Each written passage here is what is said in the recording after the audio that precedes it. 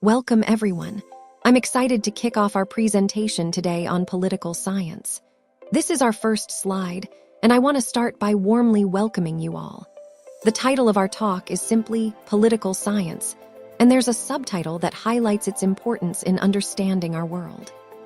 Today, we'll be exploring what political science is, why it matters, and some key ideas and concepts that shape political systems. We'll cover the basics to give you a solid foundation for further learning. So, let's get started and dive into the fascinating world of political science. So, what exactly is good governance? Well, at its core, it's about how a country's power is used and how its resources are managed to improve the lives of its citizens. It's not just about rules, it's about principles that promote transparency, accountability, fairness, and active participation from the people.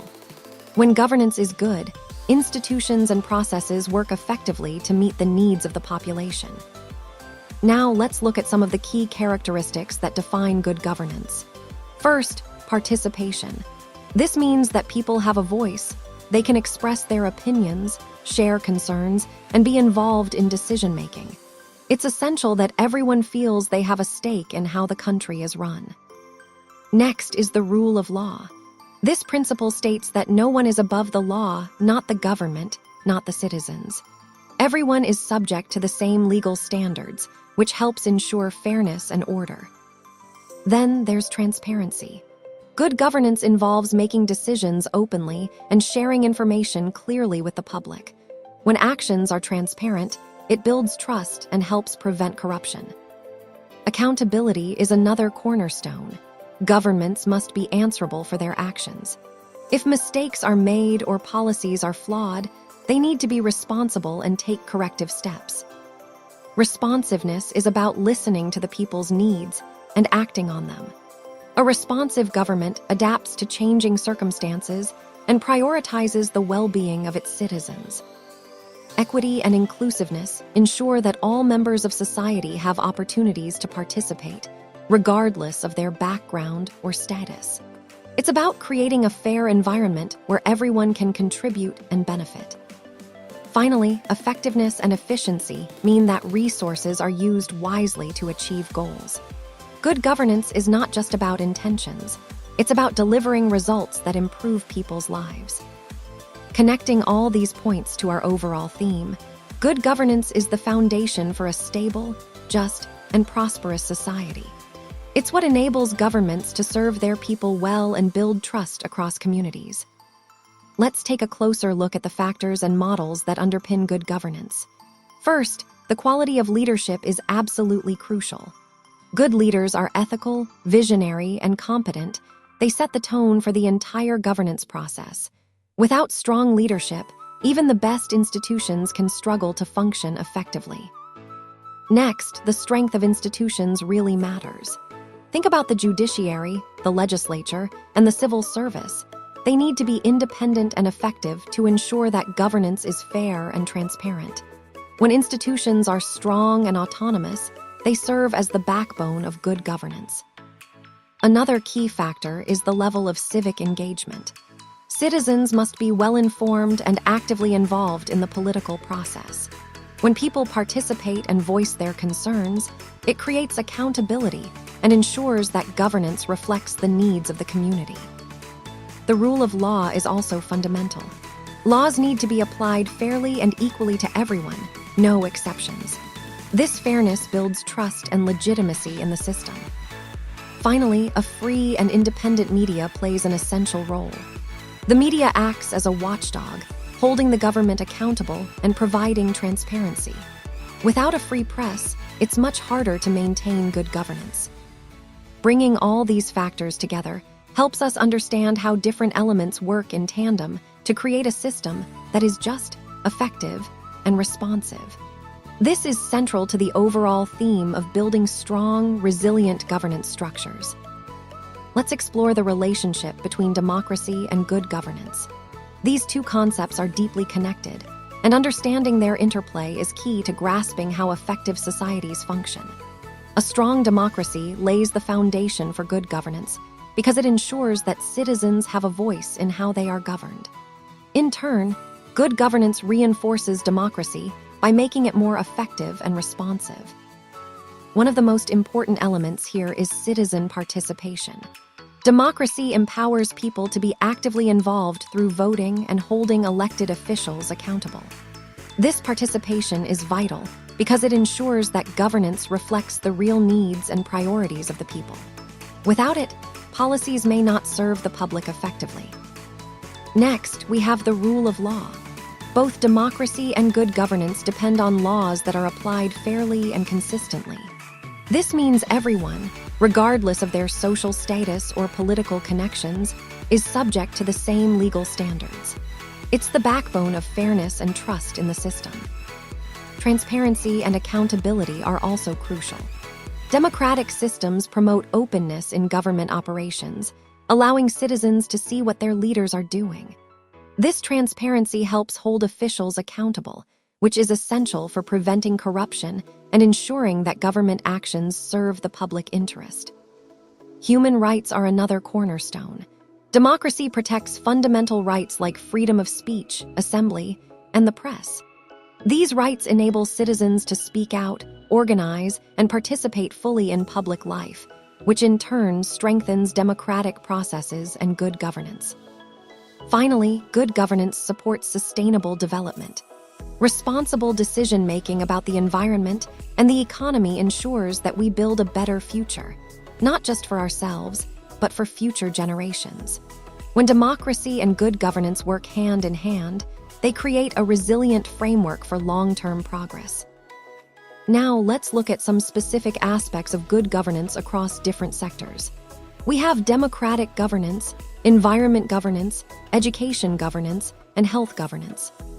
Starting with democratic governance, this is all about applying democratic principles to how a country is governed. It emphasizes citizen participation, transparency, accountability, and the rule of law. When these elements are strong, citizens feel more involved and trust that decisions are fair and made with their best interests in mind. Moving on to environment governance, this focuses on managing our natural resources sustainably and responsibly. It involves making sure that environmental decisions include citizen input, enforcing regulations to protect the environment, and encouraging practices that are sustainable for future generations. In education governance, we're talking about how the education system is managed and run.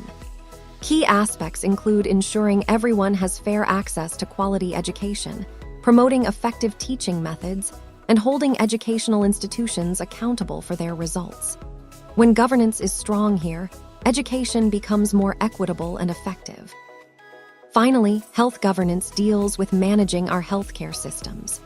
This includes making sure healthcare services are accessible to all, promoting public health initiatives, and ensuring healthcare providers are accountable for the quality of care they deliver. By applying democratic principles to these sectors, governments can make better decisions that are fair, transparent, and truly meet the needs of all citizens. This approach helps build trust and ensures that governance is effective across the board. Now, let's explore the role of the state in governance, policy formulation, and the enforcement of social audits. The state has a crucial responsibility in shaping how a society functions and ensuring accountability. First, in governance, the state creates a legal framework. This means establishing laws and regulations that serve as the foundation for good governance. These laws clearly define the rights and responsibilities of citizens, government officials, and businesses, helping to maintain order and fairness. Next, the state provides essential services, things like healthcare, education, infrastructure, and social security. It also plays a vital role in ensuring national security and maintaining law and order, which are fundamental for a stable society. The state also promotes economic development by creating an environment that encourages growth. This involves investing in infrastructure, supporting trade and industry, and regulating markets to keep them fair and competitive.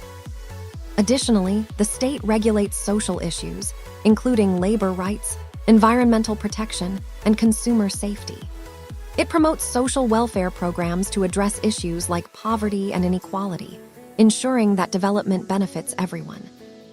Moving on to policy formulation, the process begins with identifying problems and needs.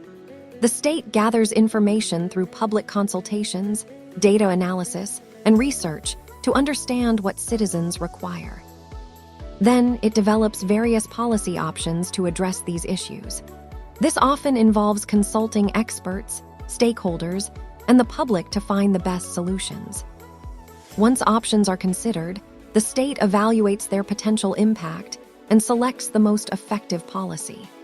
After that, it implements these policies and continuously monitors their effectiveness, making adjustments as needed based on the results. Finally, when it comes to the enforcement of social audits, the state plays a key role here as well. It can create a legal framework specifically for social audits through legislation, defining their purpose, scope, and procedures.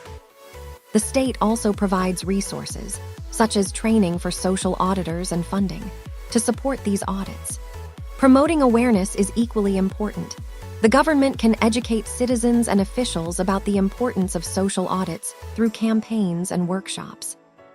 Most importantly, the state must act on the findings of social audits.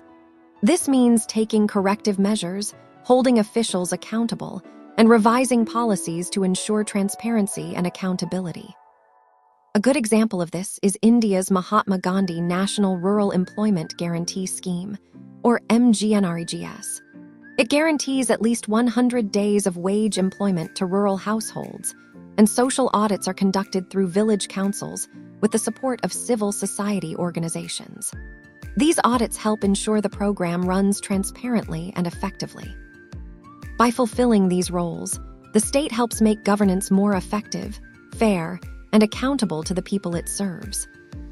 Let's talk about the role of citizens in governance, focusing on civic culture, participation, and social audits.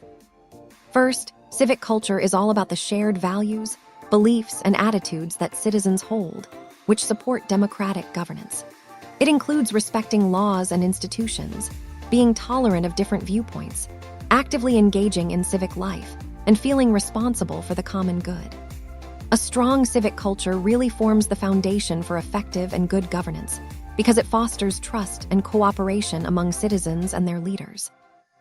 Next, citizen participation is about actively involving ourselves in decision-making processes. This can happen in many ways, like voting in elections, reaching out to our elected officials, attending public meetings, or even participating in protests and demonstrations. Some of us might serve on government boards or commissions, or volunteer in our communities. When citizens participate actively, it helps ensure that the government remains accountable and truly serves the needs of the people. Finally, social audits are a powerful tool for accountability.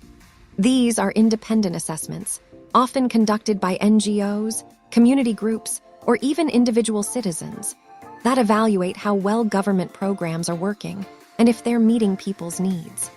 Social audits help us hold the government accountable and push for better delivery of public services. All of these elements, civic culture, participation, and social audits, are interconnected. They empower citizens, strengthen democracy, and improve governance overall. Let's talk about the Citizen Charter. This is a really important document because it clearly states what citizens can expect from a government agency. Think of it as a promise or a set of commitments made by the agency to the public. It typically includes details about the services offered, so you know exactly what assistance or support you can get. It also specifies the timeframes within which these services will be delivered, which helps manage expectations and promotes transparency. And importantly, it outlines the grievance redressal mechanism. So if you're not satisfied or face issues, you know how to raise your concerns and get them addressed. The main goal of the Citizen Charter is to improve transparency and accountability. When citizens know what to expect and how to voice their concerns, it creates a more trustworthy and efficient service environment. This ties into our overall theme of strengthening governance and building trust between the government and the people. Now, let's look at some key institutions and laws that help strengthen good governance in India. First, there's the Right to Information, or RTI, established by the RTI Act of 2005. This law empowers citizens like you and me to request information from any government department or public authority. The goal here is transparency. By knowing what the government is doing, we can hold it accountable for its actions. It's a way to ensure openness in governance. Next, we have the Consumer Protection Act of 2019. This law is designed to protect consumers' rights and ensure they have a way to seek redressal if they face grievances with businesses. It promotes fair market practices and safeguards consumers from exploitation. Essentially, it empowers you as a consumer to stand up for your rights. Moving on, e-governance is another important concept. It involves using information technology to deliver government services electronically. This approach makes services more efficient, transparent, and accessible to all citizens. It's about making governance more modern and responsive. Then we come to public service delivery. This refers to how the government provides essential services like healthcare, education, and social welfare to citizens. When this process is efficient, it significantly improves our quality of life. Good service delivery ensures that citizens' needs are met promptly and effectively. Finally, there are the legal institutions like the Lokbol and Lokyakta. The Lokbol, established by the 2013 Act, is an independent body that investigates corruption allegations against high-level government officials. It plays a crucial role in fighting corruption at the top levels of government. Similarly, the Lokyakta is the state-level counterpart. Each state has its own Lokyakta to investigate corruption among state officials. These institutions are vital for promoting transparency and integrity in governance. By understanding these institutions and laws, you become more aware of how governance works and how you can participate actively in holding authorities accountable. They are essential tools that help ensure our government functions honestly and efficiently for everyone.